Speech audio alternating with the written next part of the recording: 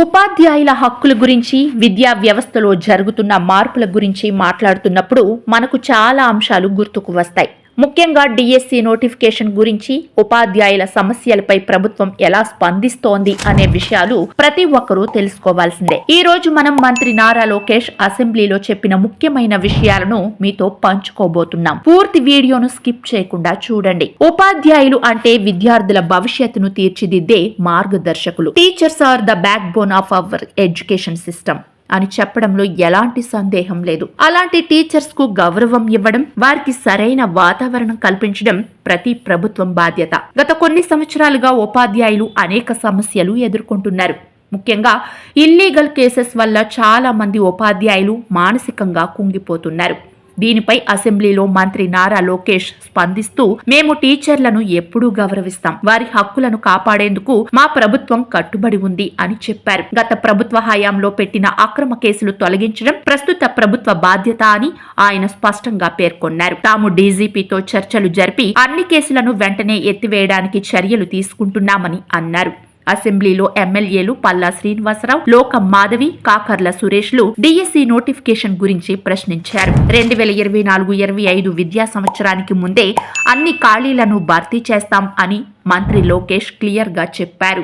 ముఖ్యంగా ఉపాధ్యాయ నియామకాలకు సంబంధించిన లీగల్ ఇష్యూలను పూర్తిగా పరిష్కరించి ఎటువంటి సమస్యలు లేకుండా డిఎస్సి నోటిఫికేషన్ ను పగడ్బందీగా విడుదల చేస్తామని అన్నారు. ప్రతి నియామకం సరైన ప్రాసెస్ లో ఉంటుంది అని స్పష్టం చేశారు. అభ్యర్థుల కోసం వయోపరిమితి సడలింపుపై ముఖ్యమంత్రితో చర్చలు జరుగుతున్నాయని, త్వరలోనే ఎంత మేర సడలింపు ఇవ్వాలో నిర్ణయం తీసుకుంటామని తెలిపారు. టీచర్స్ డిజర్వ్ క్లారిటీ, దానికి అవసరమైన నిర్ణయాలు తక్షణమే తీసుకుంటాం అని పేర్కొన్నారు. లోకేష్ తన ప్రసంగంలో టీడీపీ ప్రభుత్వ విజయాలను గురించి ప్రస్తావించారు. 1994 నుండి టీడీపీ ప్రభుత్వాలు మొత్తం 15 డిఎస్సి నోటిఫికేషన్స్ విడుదల చేసి 1.80 లక్షల టీచర్ల నియామకం పూర్తి చేశాయి.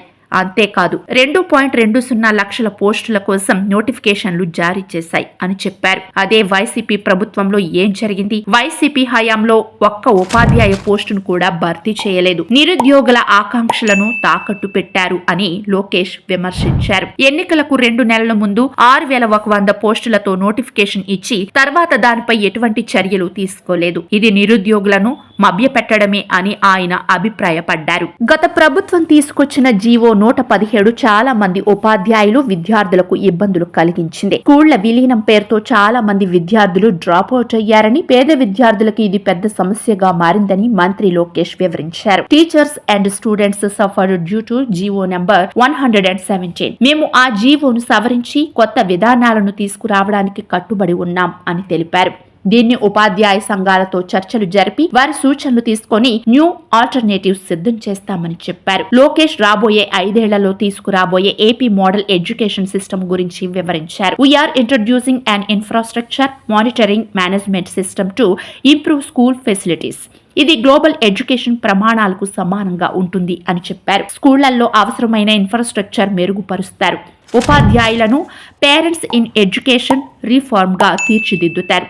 డిజిటల్ రీసోర్సెస్ ద్వారా విద్యారంగానికి కొత్త శక్తిని అందిస్తారు. ఉపాధ్యాయుల హక్కులకు ప్రభుత్వం కట్టుబడి ఉంది. Teachers are not just educators, they are nation builders. వారి హక్కులను కాపాడటం ప్రభుత్వ కర్తవ్యం అని లోకేష్ అన్నారు. తాము ఉపాధ్యాయులకు అన్ని రకాల సౌకర్యాలను అందించి వారిని విద్యా వ్యవస్థకు కీలక భాగస్వాములుగా తీర్చిదిద్దుతామని తెలిపారు. Teachers deserve respect and support. Only then they can focus on nurturing students futures అని పేర్కొన్నారు. సో ఫ్రెండ్స్, ఉపాధ్యాయుల హక్కుల కోసం తీసుకుంటున్న ఈ చర్యలు విద్యారంగంలో కొత్త చరిత్ర సృష్టిస్తాయి.